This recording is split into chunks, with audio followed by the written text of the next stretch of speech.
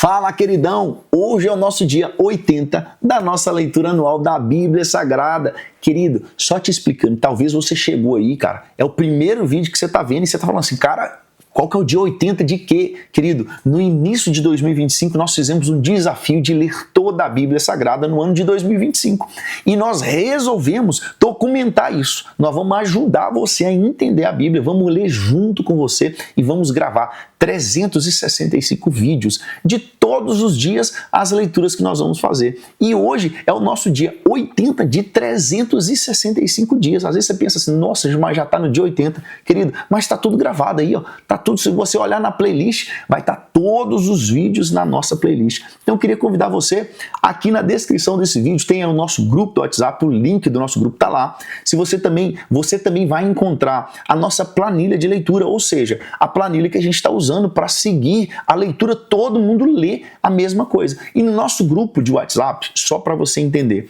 lá você pode colocar sua dúvida da sua leitura. Você leu no seu dia lá na sua casa e você ficou com dúvida em alguma coisa, você pode mandar lá no grupo que quando eu gravar o vídeo, eu vou tirar a sua dúvida aqui no vídeo para te ajudar na leitura, querido. A minha função aqui é tornar a sua caminhada no ano de 2025, na leitura bíblica, mais fácil. E hoje é o nosso dia 80 de 365 dias. A nossa leitura hoje está em Mateus, capítulo 19, versículo 16 até o 30, Números, capítulo 11 e 12 e Eclesiastes, capítulo de número 8. Convido você, queridão, você já entendeu o projeto? Vem comigo então para Mateus, capítulo 19.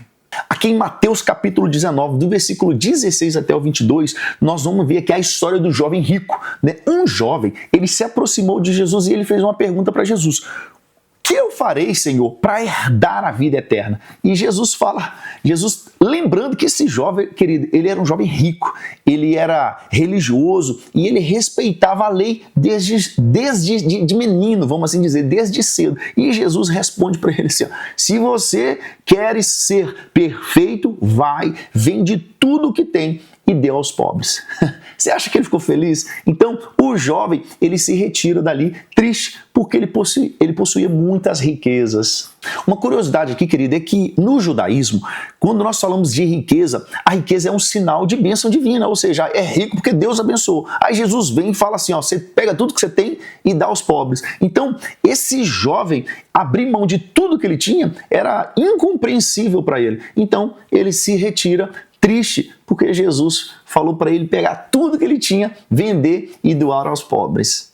O que Jesus está ensinando aqui? A lição disso, querido, é que Jesus aqui está revelando que o coração apegado às riquezas impede uma entrega verdadeira ao reino de Deus. Nunca foi sobre aquilo que você tem, nunca foi sobre a sua riqueza ou que você pode ofertar a Deus com relação financeira, não. É onde está o seu coração. Querido, se Deus ele tivesse impressionado ou preocupado com as suas finanças, aquilo que você tem de riqueza, ele teria aceitado, ele aceitava qualquer tipo de oferta. A maior oferta que nós temos na Bíblia é a oferta da viúva. É a maior oferta que Jesus fala assim, essa mulher deu tudo que ela tinha, a oferta dela é maior que todos. E o outro momento na Bíblia, Jesus vai falar o seguinte, antes de você ofertar, se você tiver algo contra o seu irmão, vai lá e conserta primeiro com o seu irmão, se acerta com ele, se perdoem mutuamente entre vocês, se acertem, aí sim você vem e oferta. Querido, se fosse sobre aquilo que você tem, não ia ter nada sobre isso, só vai lá e se conserta com o seu irmão. Então, Deus, ele nunca se interessou pelo seu dinheiro ou por aquilo que você tem. Ele está preocupado com o seu coração. Aí no versículo 23 até o 26 vai falar do perigo das riquezas e a salvação de Deus, né? Porque Jesus ele vai dizer, é mais fácil um camelo passar pelo fundo de uma agulha do que um rico entrar no reino de Deus. Querido, no início dessa leitura, lá no Evangelho de Lucas, eu falei uma curiosidade sobre esse camelo e esse fundo da agulha. Se eu lembrar, vai ter um cardzinho aqui, ó.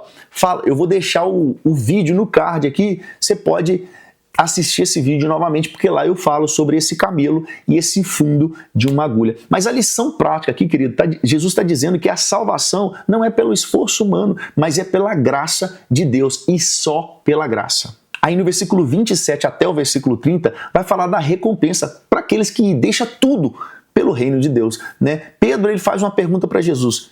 E nós que deixamos tudo? É como se Pedro falasse assim, Senhor, eu entendi tudo que você está falando, mas e quanto a nós que deixamos tudo para seguir o Senhor? Então, Jesus ele promete aqui 100 vezes mais, e Jesus também promete vida eterna para aqueles que deixarem tudo por amor dele. Uma curiosidade aqui, querido, é que Jesus ele inclui, né, no tempo presente e no porvir, porque ele mostra que ele tem bênçãos agora e bênçãos na eternidade. Aí nós entramos agora em Números capítulo 11 e 12, e no capítulo 11 de Números nós vamos ver algumas reclamações e vamos ver algo sobre o maná, né? O povo agora ele vai reclamar da comida, né? Uma comida monótona que eles comiam, que era o maná.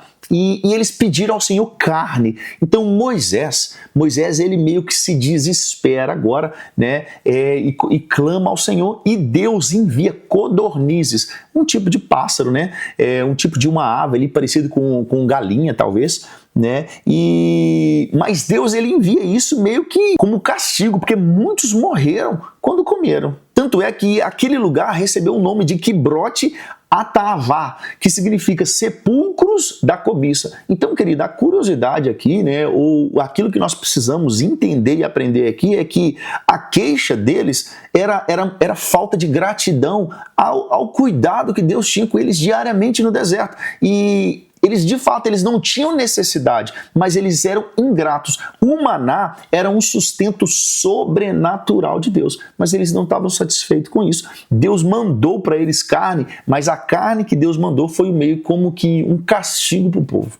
Querido, e quando eu digo que eles morreram, né, depois que a carne foi enviada, é porque é o seguinte, cara, a Bíblia vai dizer aqui em Números capítulo 11, no versículo 36, que ainda, olha o versículo, estava ainda a carne entre os seus dentes antes de ser mastigado, quando se acendeu a ira do Senhor contra o povo, e o Senhor feriu o povo com uma praga muito grande. Ou seja, o que realmente aconteceu aqui, querido, é que Deus deu a carne que eles pediram, né? Mas ao mesmo tempo Deus enviou uma praga, né? Por causa da cobiça e da ingratidão do povo. Então, não foi a carne em si que causou a morte do povo, mas foi o juízo de Deus em forma de uma praga, enquanto eles comiam, né? Então, assim, a carne, de fato, ela veio como um juízo pelo povo, contra o povo, mas o povo não morreu por causa de comer carne. Ainda que em Números capítulo 11, no versículo 16 até o 30, vai falar dos 70 anciãos e o Espírito, porque vai dizer que Deus colocou do seu Espírito sobre 70 anciãos para ajudar Moisés. E dois deles, que era Eldade e Medade, eles profetizaram inclusive fora do acampamento. Então Moisés, aqui ele mostrou inclusive humildade, porque ele disse assim, oxalá todo o povo do Senhor fosse profeta. Querido, e a humildade de Moisés, por que ele foi humilde aqui? Porque vendo o nosso cenário atual, os líderes atuais, que muitos quando começam a crescer na igreja, se ele não é meio que o pastor principal da igreja, ou o líder ali principal da igreja, meio que ele é podado a nossa linguagem, né? Para você entender, ele é podado nos dias atuais, porque ninguém quer dividir a glória que deveria ser de Deus, né? Essa glória deveria ser só de Deus, as pessoas não querem dividir essa glória. Mas aqui a gente vê isso, Moisés, o homem que falava face a face com Deus, e Deus usando outros 70 homens para ajudar o próprio Moisés, e Moisés tem a humildade de falar assim, quem dera todo o povo fosse profeta. E agora nós entramos em Números capítulo 12 e lá nós veremos Miriam e Arão contra Moisés. Porque a Bíblia vai dizer que eles criticaram Moisés por causa da esposa de Moisés, que era cuxita. Outras traduções vai falar até cucita, né? Então Deus os repreende. Quem repreendeu Arão e Miriam foi o próprio Deus. E a Bíblia vai dizer que Miriam ela foi punida com lepra, mas Moisés ele intercedeu por ela e ela foi curada. Quando nós falamos aqui da mulher de Moisés, né, Cucita ou Cuxita, né, indica uma mulher da região ali da Etiópia ou uma mulher de pele escura. Isso mostra que existia uma tensão cultural, né, e étnica na liderança ali do povo de Deus, mas fortemente baseada em Moisés, mas com o apoio de Miriam e Arão. Aí agora nós entramos em Eclesiastes capítulo número 8 e vamos ver no verso 1 até o verso 9 a sabedoria e a autoridade. Vai dizer que o rei, ele deveria ser obedecido, mas isso deveria acontecer com discernimento, né? Porque vai falar, a lição prática nossa nesse trecho é que o sábio, ele entende, né, que há tempo e modo para tudo, inclusive para lidar com a autoridade. E no verso 10 até o 17 vai falar do mistério da justiça divina, né? Porque vai dizer que parece que os ímpios eles prosperam e que os justos eles sofrem, né? É um contraste, né? O ímpio está prosperando e o justo está sofrendo, mas vai dizer que Deus ele vai julgar tudo, porém no tempo certo. Uma curiosidade aqui é que Salomão ele reconhece que nem a sabedoria humana, né, consegue entender todos os caminhos de Deus. E nós estamos falando aqui de Salomão, o homem mais sábio que já existiu nessa terra, querido. Então a lição prática disso é viva com temor a Deus, viva com alegria no presente, confiando na justiça de Deus e confiando que o seu futuro está na mão de quem sabe todas as coisas. Queridão, se na leitura de hoje você aprendeu algo diferente ou algo que você não tinha notado, comenta, deixa sua curtida aí, comenta aqui embaixo algo, fala aí que você está gostando, fala daquilo que você não está gostando, mas fala algo aí,